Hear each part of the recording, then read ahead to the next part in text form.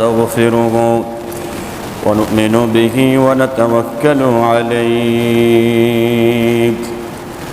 ونعوذ بالله من شرور أنفسنا ومن سيئات أعمالنا من يهد الله فلا مضل له ومن يضلل فلا تجد له وليا مرشدا ونشهد أن لا إله إلا الله وحده لا شريك له ونشهد أن سيدنا وحبيبنا ومولانا محمدا عبد الله ورسوله أما بعد فقد قال الله تعالى في كلامه المجيد والفرقانه الحميد সকল মিলে জবান খুলে পড়ুন আউযু বিল্লাহি মিনাশ শাইতানির রাজীম বিসমিল্লাহির রহমানির রহিম ومن يرتد منكم عن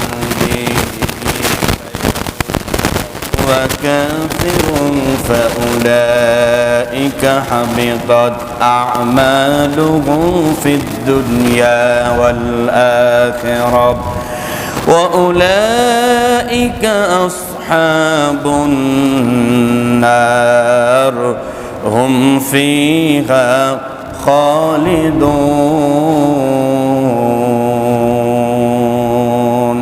صدق الله العظيم إن الله وملائكته يصلون على النبي يا أيها الذين آمنوا صلوا عليه وسلموا تسليما اللهم صل على محمد وعلى آل محمد كما صليت على إبراهيم وعلى آل إبراهيم إنك حميد مجيد اللهم بارك على محمد وعلى آل محمد كما باركت على إبراهيم وعلى آل إبراهيم إنك حميد مجيد لا إله إلا الله لا إله إلا الله لا إله إلا الله لا إله إلا الله لا إله لا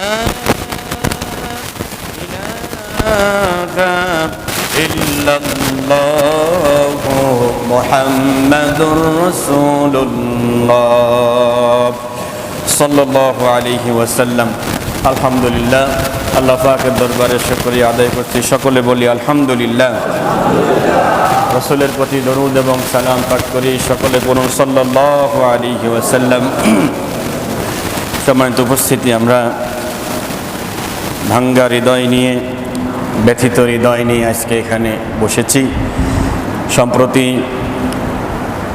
উত্তরাতে যে একটি ঘটনা ঘটে গেছে বিমান ক্রাশ হয়েছে বিমান দুর্ঘটনা আপনারা সকলে জানেন কত মানুষের কত আশা ছিল যে আমার বাচ্চাগুলো এখানে পড়াশোনা করে সে বড় হবে তারপরে আমার সংসারে হাল ধরবে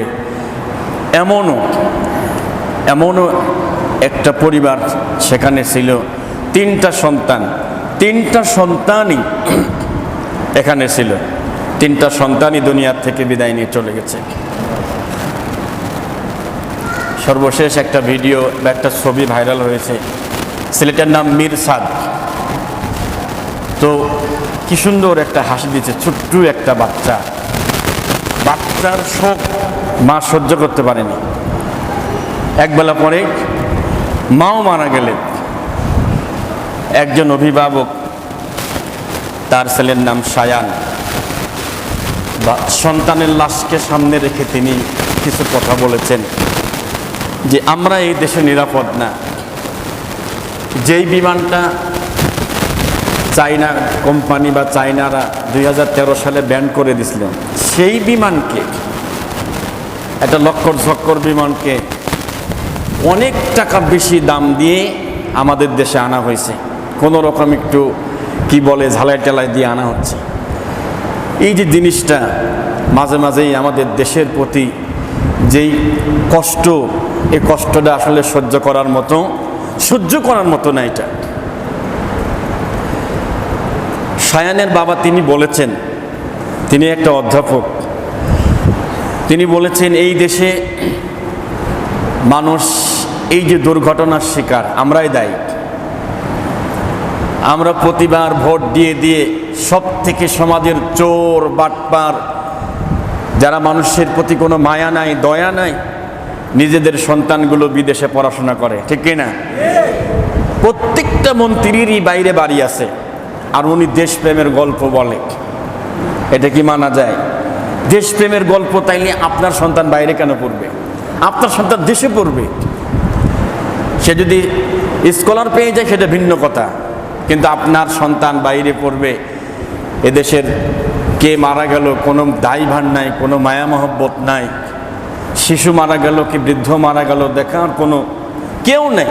জাস্ট 2-1 দিন একটু কান্নাকাটি হবে, এরপরে আবার একটা ইস্যু আসবে, আগের ইস্যুটা শেষ, কেউ মনে রাখবে না। যে একের পর এক এরকম চলতেই থাকবে। শায়ানের বাবা একজন কলেজের অধ্যাপক, তিনি বলেছেন এ দেশকে যদি ভালো মানুষদের হাতে থাকতো আজকে এই দুর্ঘটনা হয়তো ঘটতো না। কথা কর নাকি? একই কথা বারবার ঘুরে ফিরে বলতেছেন যে চোর বাটপারগুলো আসবে আর দুনিয়া লক্কর ঝক্কর জিনিসগুলো, সবচেয়ে বাজে জিনিসগুলো কিনবে, কিন্তু দাম দেখাবে নতুনের দাম দেখাবে। আলহামদুলিল্লাহ বাংলাদেশে অনেক রোড হয়েছে, কিছু কিছু রোড আছে এমন চলাফেরা খুব কষ্ট। মানিকগঞ্জের কিছু রোড আছে এরকম, ভিতরে যে রোডগুলো, এই রোডগুলো কাগজ কলমে নতুন, কিন্তু এই রোডে ভ্যান ছাড়া চলে না। চিন্তা করেন, কাগজ কলমে নতুন। এমপি হচ্ছে মমতাজ সাহেব, তাকে যখন ধরা হলো 900 কোটি টাকা পাওয়া গেছে তার বাড়ির থেকে। সুবহানাল্লাহ, 900 কোটি। 1 মণ স্বর্ণ পাওয়া গেছে, বেশি পাওয়া যায়নি। একটা মানুষের কি লাগে জীবনের বলের থেকে? আমরা দোয়া করি যারা আগুনে পুড়ে গেল, প্রত্যেকের পিতা মাতা যারা বেঁচে আছেন, আল্লাহ রাব্বুল আলামিন ধৈর্য ধরা তৌফিক দান করুক। যারা চলে গেলেন তাদেরকে আল্লাহ শহীদের মর্যাদা দান করুক, বলেন আমিন। নবীজি বলেছে যারা আগুনে পুড়ে মারা যায় এরা শহীদের মর্যাদা পায়। আমরা আশা রাখি এইটা আমাদের কলেজার টুকরা সন্তানগুলো এবং এর সাথে অনেক পিতামাতাও। সব থেকে যেটা বেশি মায়া লাগছে একজন শিক্ষিকা, আহারে মেহেরিন চৌধুরী তার নাম, তিনি চাইলে বাঁচতে পারতেন। যখন বিমানটা ক্রাশ হয়েছে তখন উনি নিরাপদে ছিলেন, চাইলে বেরো আসতে পারতেন, কিন্তু উনি কি করছেন? উনি 20টা ছেলেকে বের করে নিয়ে আসছেন। তখন তার পুরা শরীরের 80% মানে নষ্ট হয়ে গেছে, পুড়ে গেছে। তার স্বামী সেখানে ছিল, তার স্বামী বলেছে তোমারও তো 2টা বাচ্চা আছে, তুমি চাইলে কি বেরো আসতে পারতে না? শিক্ষিকা কি বলেছে দেখেন, ওরাও তো আমার বাচ্চা। আল্লাহ আল্লাহ তুমি তাকে জান্নাতুল ফেরদাউসের মেহমান বানায় নিও, জোরে বলেন আমিন। শিক্ষকরা কত মহান হয়, শিক্ষকরা ছাত্রদেরকে নিজের সন্তান মনে করে, তা না হলে আজকে জীবন দিতে পারতো না। কিন্তু এই বিষয়টাকে যারা আমাদের সমাজপতি রাষ্ট্রপতি যা সমাজ চালায় তাদের ভিতরে ওই আবেগ নাই, ওই কষ্ট তাদের ভিতরে নাই। সাধারণ লোকের ভিতর যে কষ্ট আছে ওই কষ্ট তাদের ভিতরে নাই। আল্লাহ আমাদের দেশের থেকে সকল প্রকার বালা মুসিবত থেকে আল্লাহ হেফাজত করুক, আমিন বলেন। আমরা কোরআনুল কারীমের সূরাতুল বাকারা, কোরআনুল কারীমের 2 নম্বর সূরা 2 নম্বর পারা সূরা বাকারার 217 নম্বর আয়াতে কারিমা পাঠ করেছি। গত সপ্তাহে আমরা বলেছিলাম হাসরের ময়দানে এরকম অনেক বান্দা থাকবে যাদের আমলনামায় কিছুই থাকবে না, একদম আমলনামা সাদা থাকবে, কিচ্ছু থাকবে না, অথচ নামাজ ছিল, রোজা ছিল, সব ছিল, কিচ্ছু থাকবে না। রব বলেন ওয়ামান ইয়ারতাদিদ মিনকুম আন দীনিহি ফায়ামুত ওয়া হুয়া কাফিরুন فأولئك حبطت أعمالهم في الدنيا والآخرة وأولئك أصحاب النار هم فيها خالدون صدق الله العظيم ওয়ামান এবং মান মানে যে ব্যক্তি ইয়ারতাদিদ মানে ফিরে যায়, ব্যাক করে চলে আসে, মিনকুম তোমাদের মধ্য হতে, আন দীনিহি ইসলাম থেকে, দিন থেকে যারা বের হয়ে চলে যাবে, ফায়ামুত অতঃপর ওই অবস্থায় মৃত্যুবরণ করবে, অহুয়া কাফের, দিন থেকে বের হয়ে যদি ওই অবস্থায় মৃত্যুবরণ করে সে কাফের। কাফের অবস্থায় যদি কেউ মরে যায়, ফাউলাইকা তাদের জন্য অথবা তারাই, হাবিতাত আমালুহুম তাদের আমলকে আল্লাহ নষ্ট করে দিবে, আমল নামায় কিছুই থাকবে না, ফিদ দুনিয়া ওয়াল আখিরা তারা দুনিয়া এবং আখিরাতে তাদের কিছুই থাকবে না, ওয়া উলাইকা আসহাবুন নার এবং তারাই জাহান্নামের অধিবাসী, হুম ফিহা খালিদুন এবং সেই মানুষগুলো তারা চিরস্থায়ী জাহান্নামী হবে। রাসূলের জামানায় একজন ব্যক্তি ঈমান এনেছিলেন রাদিয়াল্লাহু তাআলা আনহু। ঈমান আনার পরে ওনাকে একটা এলাকায় পাঠানো হলো যে এই এলাকায় গিয়ে আপনি যাকাত আদায় করে নিয়ে আসবেন, আপনাকে দায়িত্ব দেওয়া হলো। কিন্তু আল্লাহর বান্দা তিনি সেই এলাকায় গেলেন না, না গিয়ে পথের ভিতর থেকে ব্যাক করে চলে আসলেন। ব্যাক করে এসে রসুলের কাছে এসে বলছে, ইয়া রাসূলুল্লাহ, আমি সেই এলাকায় গিয়েছিলাম, সেই এলাকার মানুষগুলো যাকাত দিতে অস্বীকার করেছে, তারা আপনার বিরুদ্ধে যুদ্ধ করার জন্য উঠে পড়ে লেগেছে। আসলে কি ঘটনা সত্য না মিথ্যা? যাই নাই, পৌঁছালেন না। পরিস্থিতি এমন হলো, আল্লাহর রাসূলকে শুধু উস্কানি দিচ্ছে বারবার লোকটা, যেহেতু যাকাত দিচ্ছে না আমরা যুদ্ধ করব। আল্লাহর হাবিব সাল্লাল্লাহু আলাইহি সাল্লাম সমস্ত কিছু প্রস্তুত করে ফেলেছেন, তাদের সাথে যুদ্ধ করতে যাবেন। এখন তারা ওয়াদা দিয়েছিলেন আমরা যাকাত দেব, তারা অপেক্ষায় আছে, নবীজি বলেছে লোক আসবে, আসছে না কেন? তো তারা নিজেরাই তাদের যাকাতকে হিসাব করে সমস্ত যাকাত একসাথে করে তারা নিজেরা বের হয়েছে যে আমরাই রসুলের কাছে গিয়ে যাকাতটা দিয়ে আসি। আল্লাহর হাবিব তাদের বিরুদ্ধে যুদ্ধ করার জন্য রেডি হয়েছেন। চিন্তা করেন, যখন নবীজি আসল তথ্য পেলেন যে এই লোকটা আসলে তিনি আমার কাছে ঈমান নিয়ে আসলেও মূলত তিনি ঈমানদার ছিলেন না, এই যে দুই গ্রুপের ভিতরে মারামারি গ্যাঞ্জাম বাঁধিয়ে দেওয়ার জন্য তার যে প্রচেষ্টা ছিল, যখন শুনতে পেলেন যে তারা যাকাতটা নিয়ে আসতেছে, আল্লাহর এই বান্দা এই সাহাবী তখন ইসলাম ত্যাগ করে বের হয়ে চলে গেল। ইসলাম ধর্ম তার আর পছন্দ হলো না, এমনকি রসুলের বিরুদ্ধে ষড়যন্ত্র শুরু করলো, যেখানে রসুল যাবে সেখানেই নবীজিকে ডিস্টার্ব করতে হবে। আল্লাহ পাক বললেন যারা তোমাদের ভিতরে দিনের ছিল অথচ দিন থেকে বের হয়ে চলে গেল, এরা হাসরের ময়দানে আল্লাহর কাছে যাবে, কোনো আমলনামা কোনো নেকি থাকবে না, তাদের আমলনামা একবারে সাদা থাকবে। আল্লাহ আমাদের হেফাজত করুক, আমিন। 2 নম্বরে ওই ব্যক্তির আমলনামায় কোনো নেকি থাকবে না। আল্লাহ পাক বলে ইন্নাল্লাযীনা ইয়াকফুরুনা বিআয়াতিল্লাহি ওয়া ইয়াকতুলুনান নাবিয়্যিনা বিগাইরি হক ওয়া ইয়াকতুলুনাল্লাযীনা ইয়া'মুরুনা বিল কিসতি ফাবাশশিরহুম বিল কিসতি মিনান নাস ফাবাশশিরহুম বিআযাবিন আলীম উলাইকা আল্লাযীনা হাবিতাত আ'মালুহুম ফিদ দুনিয়া ওয়াল আখিরাহ ওয়া মা লাহুম মিন নাসিরিন। আল্লাহু আকবার। কোরআনুল কারীমের 3 নম্বর সূরা 3 নম্বর পারা সূরাত আলে ইমরান আয়াত নম্বর 21 এবং 22। ইন্না মানে নিশ্চয়, আল্লাযীনা মানে যারা, ইয়াকফুরুনা বিআয়াতিল্লাহ আল্লাহর আয়াতকে অস্বীকার করে, আল্লাহর আয়াতকে যারা মানে না, ওয়া ইয়াকতুলুনান নাবিয়্যিনা বিগাইরি হক আর নবীদেরকে বিনা কারণে হত্যা করে। এই আয়াত যখন নাজিল হয়, আল্লাহর নবীজি কোরআনুল কারীমের দাওয়াত যখন দিতে যাচ্ছেন, একের পর এক যখন দাওয়াত দিচ্ছেন, আমার প্রিয় বড় ভাইজান দেখে এসেছেন দারুন নদওয়া আবু জেহেলের সংসদ ভবন এখনো আছে না নাই? এখনো আছে। আপনারা ওই যে মসজিদে আয়েশা বলে না, মসজিদে আয়েশার থেকে আসার সময় যে গেট দিয়ে ঢুকেন, ঢোকার পরে অনেকগুলো গেট, 51 নম্বর গেট যেটা, ওই গেট দিয়ে ঢোকার পরে বাম হাতে দেখবেন লেখা আছে আরবিতে দারুন নদওয়া। এটা কি চমৎকার সুন্দর বাড়ি।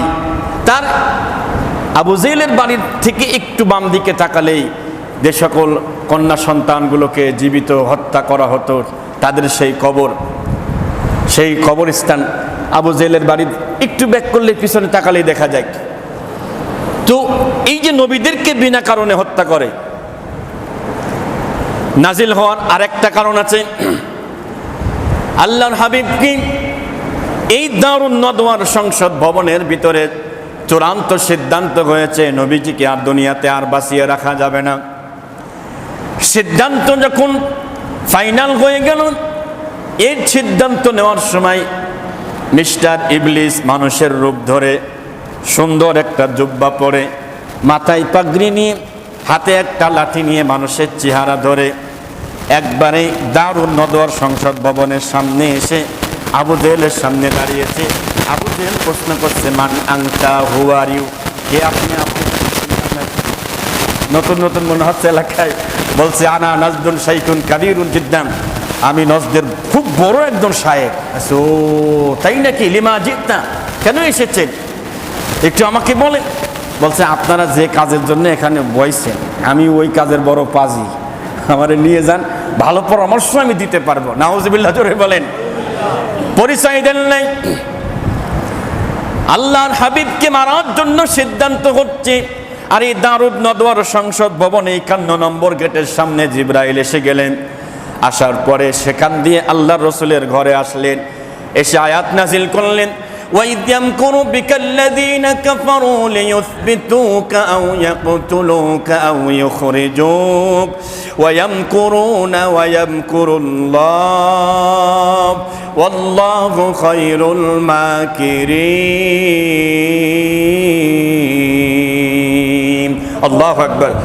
সূরাতুল আনফাল কোরআনুল কারীমের 8 নম্বর সূরা 9 নম্বর পারা আয়াতে কারিমা 30। এই আয়াতখানা আবু জেহেলের বাড়ির সামনে দারুন নদওয়ার সামনে নাজিল হলো। তারা সিদ্ধান্ত নিয়েছে মুহাম্মদকে আর বাঁচিয়ে রাখা যাবে না, তাকে গ্রেফতার করো, দেশ থেকে বের করে দাও। আর সিদ্ধান্ত সর্বশেষ ফাইনাল সিদ্ধান্ত, তাকে দুনিয়ার থেকে বিদায় করে দাও। তখন মিস্টার আবু জেহেল বলল, ঠিক আছে, তারে বিদায় করে দেওয়ার জন্য আমি একটা বুদ্ধি দিয়ে যাই। কি বুদ্ধি? কই যতগুলো গোত্র আছে সব গোত্র থেকে 2 জন করে লোক নেবেন, যুবক নেবেন। কয়জন করে? 2 জন করে। তাহলে মারার পরে তারা তো একটা গোত্র, তারা একটা গোত্র কি এতগুলো গোত্রের বিরুদ্ধে লড়তে পারবে? পারবে না। কি সুন্দর বুদ্ধি দিয়েছে, তাই না? দারুণ বুদ্ধি শয়তান দিয়েছে। আবু জেহেল কয়, ঠিক তাই তো। এই যে আল্লাহর নবীকে কারণ ছাড়া মারার চিন্তা ভাবনা হলো, তখন আল্লাহর হাবিবকে বলা হলো, হাবিব, নবীজি এটা শোনার পরে একটু কষ্ট পাইলেন। এই আয়াত নাজিল করে জানানো হলো, নবী আপনার আগে ওয়ায়াকতুলুনান নাবিয়্যিনা বিগাইরি হক, কারণ ছাড়া কত নবীকে তারা হত্যা করেছে কল্পনা করা যায় না। শুধু তাই না, ওয়ায়াকতুলুনাল্লাযীনা ইয়া'মুরুনা বিল কিসতি মিনান নাস, তোমাদের মধ্যে যারা দ্বীনের দায়ী, সঠিক কথা বলে, ন্যায় কথা বলে, ন্যায়ের কথা বলে, অন্যায়ের বিপক্ষে বলে, এমন মানুষ যারা থাকবে এবং দ্বীনের দায়ীদেরকে যারা হত্যা করবে কোনো কারণ ছাড়া, আল্লাহ পাক বলছে, উলাইকাল্লাযীনা হাবিতাত আমালুহুম ফিদ দুনিয়া ওয়াল আখিরাহ, এই মানুষগুলো দ্বীনের দায়ীদেরকে আর নবীদেরকে যারা কারণ ছাড়া মেরেছে, হাসরের ময়দানে এদের আমলনামা আল্লাহ রাব্বুল আলামিন ফাঁকা করে দিবে। ঠিক কি না? কিছুই থাকবে না। উনি মানুষ মারার পরে কাবা ঘরে গিয়ে যতই 7 পাক দিয়ে তাওয়াফ করুক, তাওয়াফ শেষ করে বাবু ইসমাইল গেট দিয়ে ঢুকতে হয়। সাফা এবং মারওয়া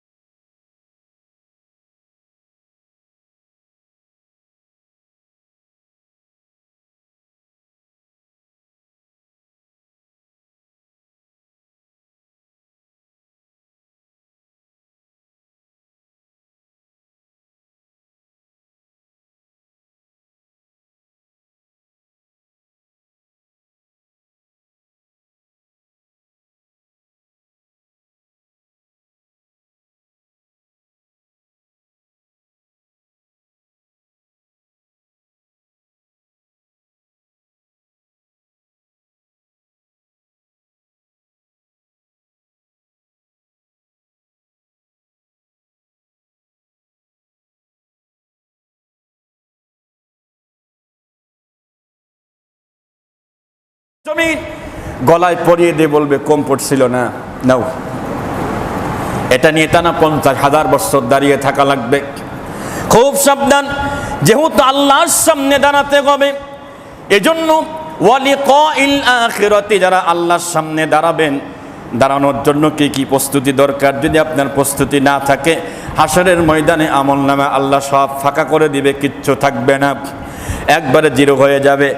এরপরে আল্লাহ তাআলা সুন্দর করে জানাচ্ছেন, লা ইন আশরাকতা লা ইয়াহবাতান্না আমালুকা ওয়ালা তাকুনান্না মিনাল খাসিরিন। আল্লাহু আকবার।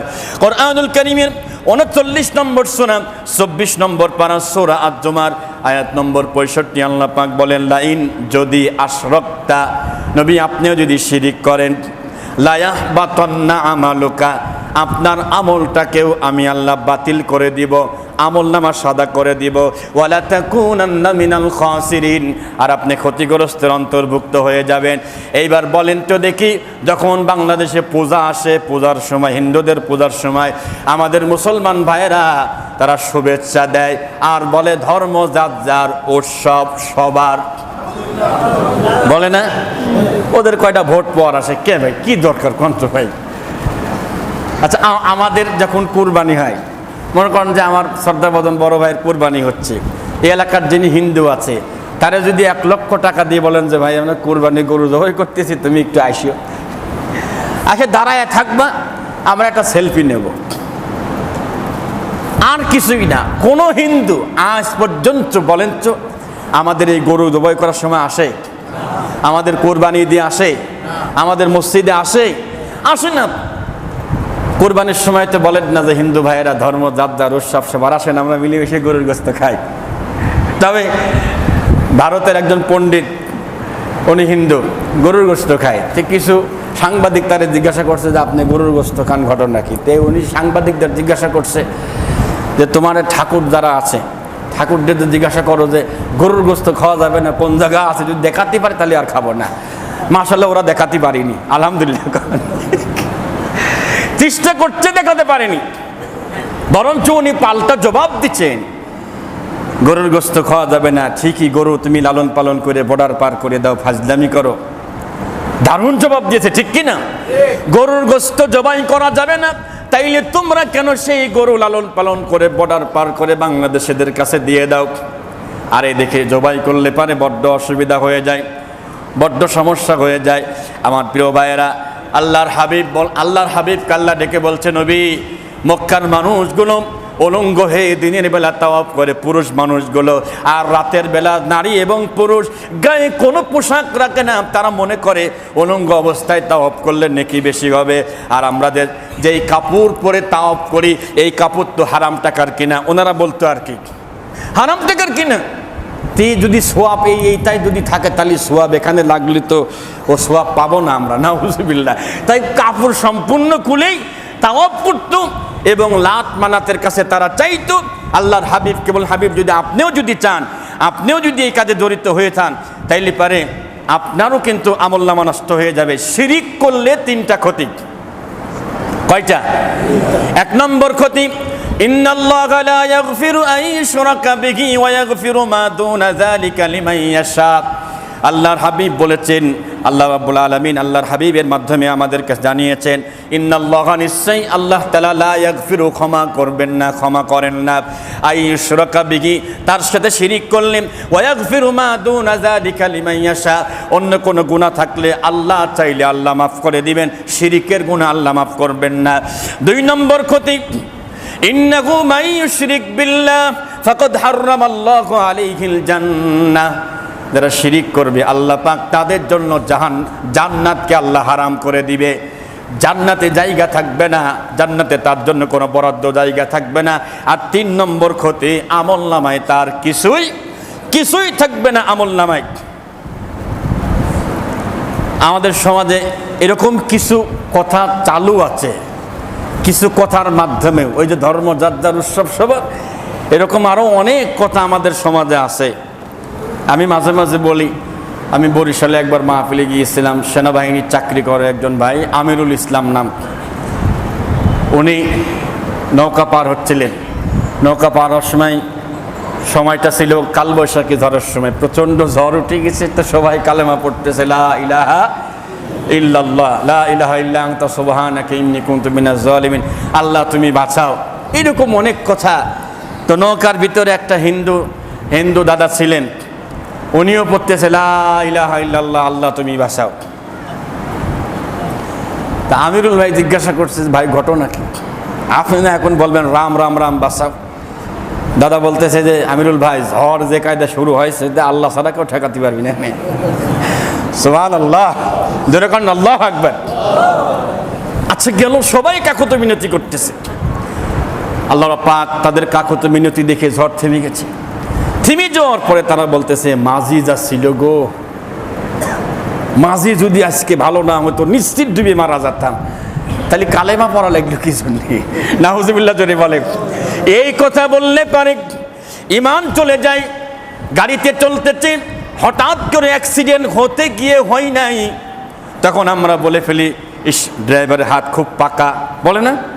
হাত পাকা না হলে আজকে নিশ্চিত মনে হয় আমরা মারা যেতাম। এ কথা বলা যাবে না, খবরদার কোনোভাবেই বলবেন না। এরপরে আমরা অনেকেই বলি, উপরে আল্লাহ আর নিচেই আপনি, কয় না? উপরে আল্লাহ নিচেই আল্লাহর পরে আপনার লাগাই দিছে। উপরে আল্লাহ আছে, বাদ বাকি না, নিচে আপনি আছেন, বাদ বাকি আল্লাহ দেখবেনি। বাদ বাকিকে সবই আল্লাহ দেখবি, কথা কয় না খায়। আমরা এই কথাটা বলতে পারি না, কয় চেষ্টা চালান, বাদ বাকি আল্লাহ দেখবি। বাদ বাকি না, বলবেন সব আল্লাহ দেখবে, ঠিক কি না? এই কথা আসে না ভাইয়েরা আমার, আমাদের সমাজের ভিতরে। এরপরে একটা সময় রেওয়াজ ছিল, বিসমিল্লাহর পরিবর্তে যেন কি লিখতো, 700, এই দেখেন সবার মনে আছে 786, মানে আমরা মনে করি 786 মানে বিসমিল্লাহ। অনেকের ধারণা নো, বিসমিল্লাহ বিসমিল্লাহ বিসমিল্লাহ কখনো 786 দিয়ে বিসমিল্লাহ হতে পারে? এই 786 দিয়ে বিসমিল্লাহ পর্যন্ত যাইতে বুঝাইতে 5 মিনিট টাইম লাগে। ও সাঁতার চাইতে বিসমিল্লাহ বলতে অসুবিধা কি? তোর এত লাইন বোঝানোর কি দরকার, ঠিক কি না? ও বাদ আগে ছিল, আলহামদুলিল্লাহ। এখন এটা আর দেখা যায় না। অনেকে দেখবেন হাতের ভিতরে কিরকম যেন সুতা বাঁধে, দেখছেন না? হ্যাঁ, লাল সুতা বাঁধে, আহা লাল সুতা বাঁধে। মাইন্ড করবেন না, এক দরবারের একজন ভাই, উনি হাতের ভিতরে ওই দরবারের একটা রাখছে, রাবার দিছে, এটাকে বালা বলে। তো আমি ওনারে জিজ্ঞাসা করছি, ভাই এটার ফায়দা কি? তো উনি বললেন, এইটা আমার কাছে থাকা পর্যন্ত আমার কোনো বালা মুসিবত হবে না। তা আমি বললাম, ভাই আজরাইল কি আসবে? এটা যদি থাকে আজরাইল কি আসতে পারবে? তখন হ্যাঁ, খালি আপনি বেশি কথা খান। বললাম, এই বিশ্বাসটা কোনোভাবেই করা যাবে না। এরপরে আল্লাহ ছাড়া, কোরআনের কসম, কয় যে মসজিদে ঢুকে কসম, বলে না? এই যে কসমগুলো, আল্লাহ ছাড়া আর কারোর নামে কসম করা যাবে না। সন্ধ্যার পরে লেনদেন করা যাবে না। সকালে দোকান খুলেছেন, প্রথম কাস্টমার, এখনো বেচা কেনা হয় নাই, প্রথম কাস্টমার আপনার ফকির, উনি কেনা বেচা করতে আসেন নাই, উনি আপনার কাছে হাত পাতার জন্য এসেছেন। আমাদের সমাজে সকালে যদি বউনি না হয় অথবা যদি বেচা কেনা না হয়, তারা বলে দিবে যে এখনো কি হয় নাই, বউনি হয় নাই। আর কি একটা ভাষা আছে, এটা বিসমিল্লাহ হয় নাই। আর একটা ভাষা আছে, এটা রংপুরে বলে, এটা বলে ষাট হয় নাই। হ্যাঁ হ্যাঁ, ষাট হয় নাই এখন। তো ওই ফকিরকে বলতে যে ভাই এখনো তো ষাট হয় নাই, বউনি হয় নাই। ফকির মনে আমারও তো বউনি ছিল, আল্লাহ আমার বউনি যদি না হয়, তো সারাদিন যেন বেচা কিনা না হয়। এই যে কথাটা ফকির আছে, আপনি দিয়ে দেন ভাই।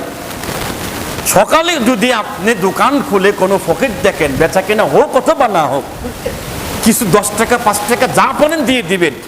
2জন ফেরেশতা সকালবেলা প্রথম আসমানে এসে, একজন দোয়া করে, একজন বদদোয়া করে। একজন দোয়া করে যে আল্লাহ, যে দেয় তুমি তাকে মুঠ ভরে তুমি দাও, সুবহানাল্লাহ। আর যে দেয় না, আটকায় রাখে, আল্লাহ তুমি যেটা দোয়ার নিয়ত করেছিলে ওটা তুমি প্যাকেট করে দাও, দেওয়ার দরকার নাই। তাহলে এই কথাগুলো কি বলা যাবে? এই কথাগুলো কিন্তু বলা যাবে না। অনেক সময় দেখা যায় ট্রাকের সামনে অথবা পেছনে জুতা ঝুলাই দেয়, স্যান্ডেল ঝুলাই দেয়, দেখছেন আপনারা? এটা মানে কি জানেন? কয় এইটার মানে হলে এইটা জুতা থাকলে এই অ্যাক্সিডেন্ট হবে না। নাউজুবিল্লাহ জোরে বলেন। কি ধারণা নিয়ে ড্রাইভাররা চলাফেরা করে। একবার বাস থেকে আপনার বরিশাল থেকে যাচ্ছিলাম হচ্ছে কুষ্টিয়া, ফরিদপুরের মাঝখানে রাস্তার পাশে একটা মাজার আছে। তো মাজারের কাছে এসে ড্রাইভার গাড়ি স্লো করে দেখি দুই হাত এইভাবে করে বারবার চুমু খাচ্ছে এবং কয়েকটা টাকা খাদেমের কাছে দিল। আমি বললাম, ভাই এটা কি করলেন? কয় যে হুজুর ওখানে জিন্দা ওলি শুয়ে আছে। তাহলে আপনি কি করে জানলেন? আল্লাহ আপনার তো সেই চোখ দেয় নেই, আপনি মাথা নত করলেন কেন? মাথা নত হবে কেবলমাত্র কার কাছে? আল্লাহর কাছে মাথা নত হবে। আপনি কি চাইলেন তার কাছে? হ্যাঁ, জিন্দা ওলি আছে, হে বিপদে আছে না আরামে আছে, কি করে জানবেন? কথা হয় না, আপনি জানবেন কি করে? এই যে কথাগুলো আমাদের সমাজের ভিতরে আরো অনেক এরকম কাজ একের পর এক চলে। অনেক লোক আছে ভোটে জিতবো কি জিতবো না মাজারে যায়, এরপরে টিয়া পাখি দিয়ে, এরপরে গণক দিয়ে হাত দেখায়, ঠিক না? গণক দিয়ে হাত দেখায়। এরপরে অনেকে আংটি বিক্রি করে, আংটির মানে ওই যে আপনার পাথর বিক্রি করে, বলে এটা আকিক পাথর, এই পাথর যার কাছে থাকবে সে ধনী হয়ে যাবে। নাউজুবিল্লাহ জোরে বলেন। আমি খুলনা স্টেশনে এক মাহফিলে গিয়ে দেখি এক লোক খুব বলতেছে, এই পাথর যার কাছে থাকবে সে বিশাল ধনী হয়ে যাবে। আমি তাকে গিয়ে বললাম, ভাই চাচা তাহলে আপনি কয় বছর বসে আছেন? কথা কয় না, ধনী হয়ে যাবে আপনার রাস্তায় কেন? কয় যে বাবু কথা কয় না, আমার ব্যবসা ডিস্টার্ব হয়ে যাবেন, তাড়াতাড়ি সরো। নাউজুবিল্লাহ জোরে বলেন। এই যে সমাজের ভিতরে এইগুলো একের পর এক আমাদের সমাজে এইগুলো চলে, আল্লাহ আমাদের হেফাজত করুক, জোরে বলেন আমিন। বন্ধুগণ আমার, আল্লাহ পাক এবার বলছেন, যালিকা বিআন্নাহুম কারিহু মা আনজালাল্লাহু ফাআহবাতা আ'মালাহুম। কোরআনুল কারীমের 47 নম্বর সূরা 26 নম্বর পারা সূরা মুহাম্মদ আয়াত নম্বর 9, আল্লাহ পাক বলে, যালিকা বিআন্নাহুম, এটা এ কারণে যে কারিহু সে অপছন্দ করে, মা আনজালাল্লাহ, আমি আল্লাহ যা নাজিল করেছি, আমার নাজিল করা বিষয়গুলো অনেকে অপছন্দ করে। যারা আমার কোরআনের বিধানগুলো অপছন্দ করবে, ফাআহবাতা আ'মালাহুম, তাদের আমলকে আমি আল্লাহ বাতিল করে দিই। একটু ভাবেন, আল্লাহর আইন দিয়ে, আল্লাহর কোরআন দিয়ে সমাজ চলুক, রাষ্ট্র চলুক, ইউনিয়ন ভবন চলুক, সচিবালয় চলুক, রাষ্ট্রীয় ভবন চলুক, আমরা চাই কি চাই না? অনেকেই, কথা বোঝা যাচ্ছে তো, অনেকেই যদি না চাই, তাইলে আমল নামার খবর এবার বুঝে নেন। আপনি জেনে বুঝে কেন এমন একটা দলে পা জড়াবেন যারা আল্লাহর কোরআন চাই না, আল্লাহর বিধান চাই না? আল্লাহর বিধান দিয়ে, কোরআন দিয়ে রাষ্ট্র চলুক, সমাজ চলুক, বিচার ব্যবস্থা চলুক, এটা আপনি চাচ্ছেন না, বরং তো না চেতে পেয়ে আপনি আরো খুশি, ঠিক না? মনে মনে মহা খুশি যে আমি এমন একটা দল করি, আমার দলে মাশাআল্লাহ হেডাম থাকলেই হয়। এই দেখ বাটপাত দেখলাম 18 বছর না 16 বছর দাড়ি ছিল, এখন দাড়ি মারি কাটে খুব স্লোগান দিচ্ছে, কথা কয় না? এই কি নাম ধরো? নয়ন বলছে কি জানে, বলছে যে বাংলার রাজাকার, এই মুহূর্তে দেশ ছাড়। আসি এই কথাগুলো 17 বছর ধরে একদল বলতো না, কথা কয় না? কে বলতো কি না? এই যে পলক কয় যে ইন্টারনেট বন্ধ করেনি, বন্ধ হয়ে গেছে, মনে আছে পলকের কথা আপনাদের?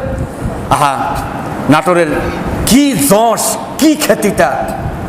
গতকালকে যখন তাকে আদালতে নিচ্ছিলেন, ওই যে ভ্যানের যে বাসের ভিতর নেয়, তো তারে জিজ্ঞাসা করছে যে কেমন আছেন, বলতেই কেঁদে ফেলেছে।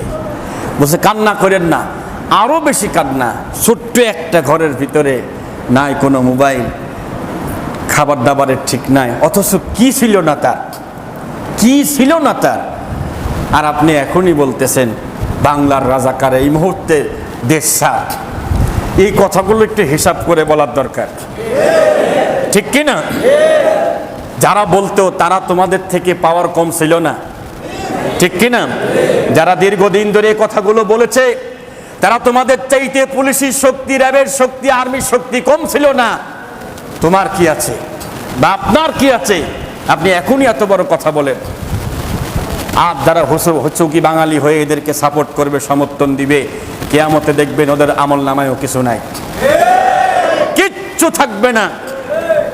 সো বি কেয়ারফুল, খুব সাবধান থাকবেন। আপনার একটা আমানত, এই আঙ্গুলি সাপ একটা আমানত। এই আমানতটা কোথায় যাচ্ছে? আমি যার কাছে দিচ্ছি, যার দিকে দিচ্ছি, সে কি নামাজ পড়ে? সে কি নামাজ চাই?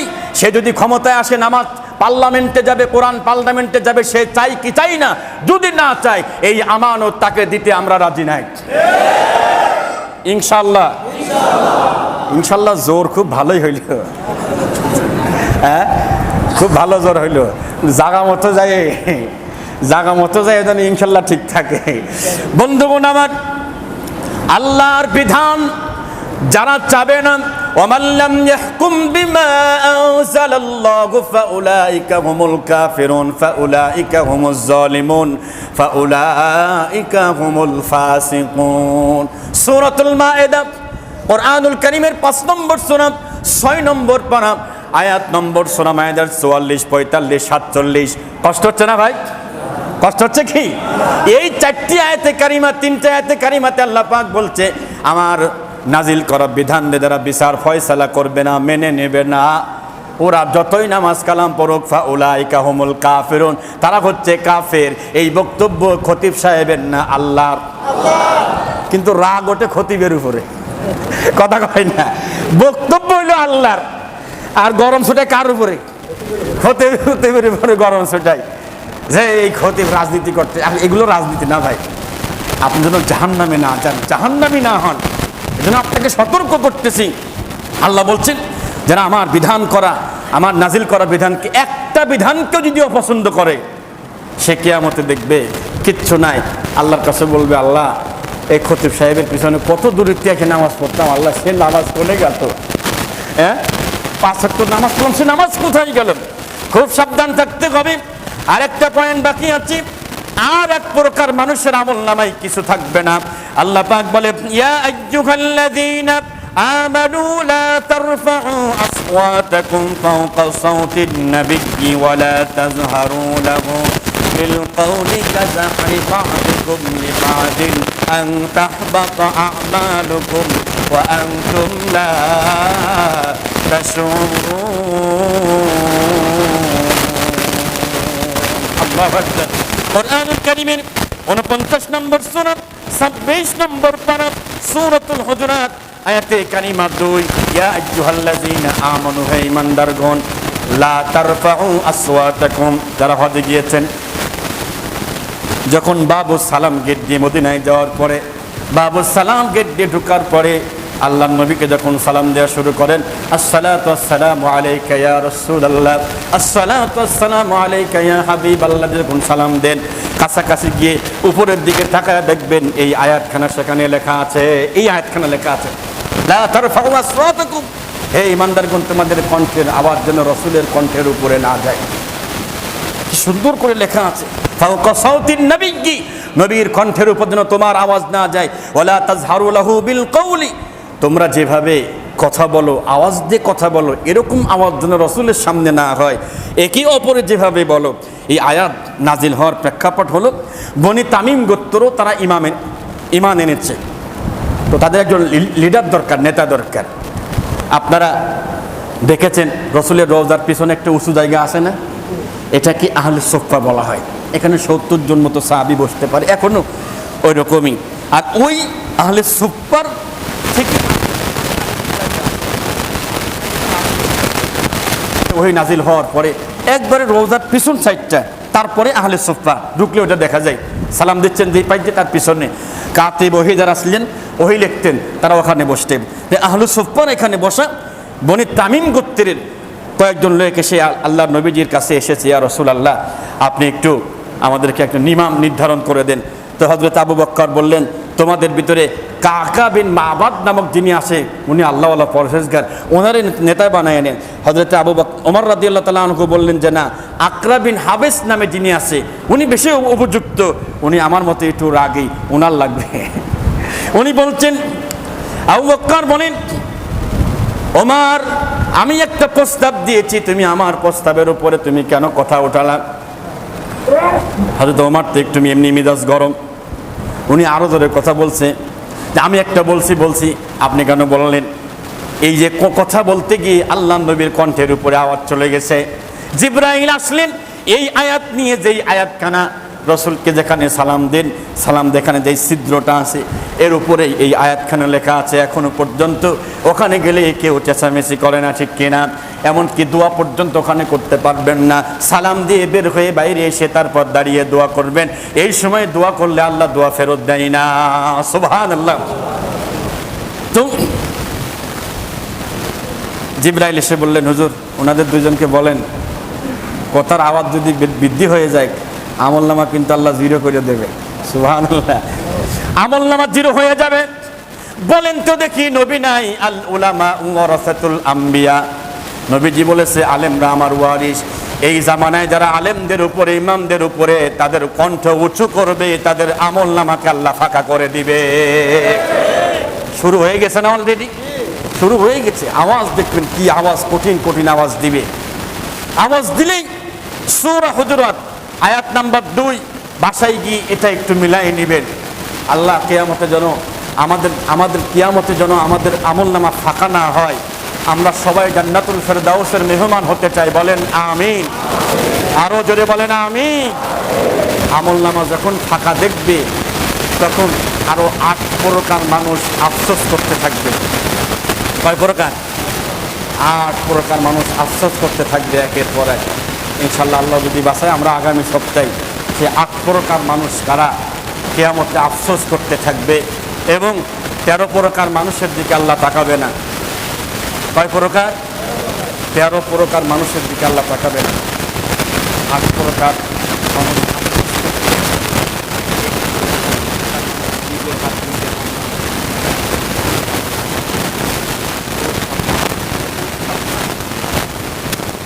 কথার আওয়াজ যেন আলেমের কথার উপর না যায়, ইমামের কণ্ঠের উপর যেন না যায়। আপনার পছন্দ হচ্ছে না, সেটা অন্যভাবে আপনি কারোর মাধ্যমে বলেন, কিন্তু সরাসরি এসে আঙ্গুল উঁচু করে আপনি বলবেন যে এই খতিব সাহেব, এই ইমাম সাহেব, এই মদ্দেম সাহেব, এই অমুক সাহেব, এই মুসল্লি সাহেব, এটা বলা যাবে যাবে না। খুব সাবধান, খুব সাবধান। কত বড় বড় নেতা ছিল, তারা এখন কি অসহায় অবস্থায় আছে দেখেন। কি অসহায়, কি অসহায় অবস্থায় তারা জীবনযাপন করতেছে। আল্লাহ তাদেরকে মুক্তি দেওয়ার ব্যবস্থা করুক। আমরা দোয়া করি, কথা কয় না, আমরা দোয়া করি। তবে বিচার হয়ে, বিচার না হয়ে না, ঠিক কিনা? বিচার হয়ে, বিচার বাদে মুক্তি হোক, এটা আমরা চাই, এটা আমরা চাই না। আল্লাহ রাব্বুল আলামিন সর্বশেষ দোয়া করি এই মাইলস্টোন উত্তরা স্কুলে যারা মারা গেলেন, মৃত্যুবরণ করলেন, তাদের শাহাদতের জন্য আমরা আল্লাহর কাছে তামান্না রাখি, আশা রাখি, দোয়া করি আল্লাহ তুমি তাদের সকলকে শহীদের মর্যাদা দিয়ে দাও। বলেন আমিন। আর এটা যদি কেউ কৌশল করে, ষড়যন্ত্র করে যদি কেউ করে থাকে, আমরা জানি না এখনো, যদি কেউ করে থাকে, যদি কেউ ইচ্ছা করে পরিকল্পনা করে এই কাজটা যদি কেউ করে থাকে, আল্লাহ তুমি ওদের ঘুম হারাম করে দাও। আমিন বলেন। আমিন বলতে কষ্ট হচ্ছে না? ওরা যদি আমার মায়েদের ঘুম হারাম করতে পারে, ওদের ঘুম হারাম হওয়ার দোয়া করলে অসুবিধা, কোনো সমস্যা হবে না। আল্লাহ আমাদের হেফাজত করুক। আমিন। ওয়া আখিরি দাওয়ানা আলহামদুলিল্লাহি রাব্বিল আলামিন। আল্লাহর ঘরের জন্য ইনশাআল্লাহ আমরা আমাদের মন প্রাণ উজাড় করে দেওয়ার জন্য চেষ্টা করব ইনশাআল্লাহ।